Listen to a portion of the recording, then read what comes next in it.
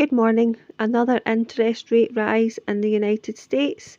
US interest rates rise higher despite continued banking turmoil. So they have went up from 5% to 5.25%.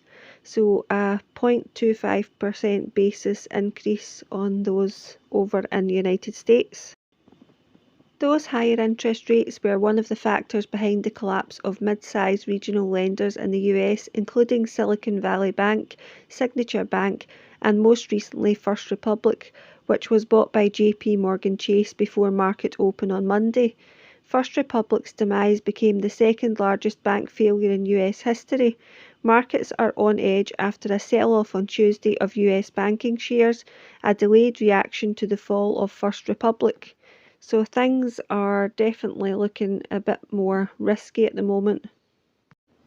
The extent of these effects remains uncertain, the article states. Despite banking sector assurances, Mr. Powell said strain from the banking system in March, when SVB collapsed, is resulting in even tighter financial conditions. The effects of raising interest rates previously have caused smaller banks to collapse, so it's not looking good that another interest rate could possibly cause the same effect again, is it? But the Fed maintained the US banking system is sound and resilient. Tighter credit conditions for households and businesses are likely to weigh on economic activity, hiring, and inflation, it said. So the effects of this are going to be higher inflation on your food and other items that you need to purchase to live.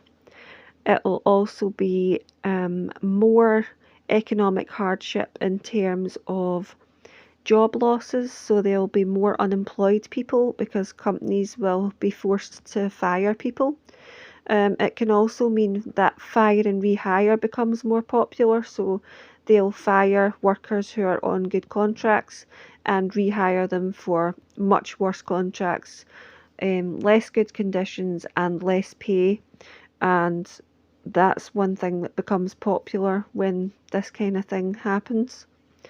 The other thing I wanted to say was if you're with a smaller bank, maybe consider don't leave very much cash in there at all, enough to cover your bills, and that should be it. I would keep the rest of your money at home in a safe place. Don't let anyone know that you have it there. And I think that smaller banks are going to suffer a bit more out of this, and probably be absorbed by the huge banks like JP Morgan Chase once again. No matter what happens, hold tight to your faith. Keep believing in God, keep praying, love each other, care for each other, and take care of yourself as well. Thanks for watching.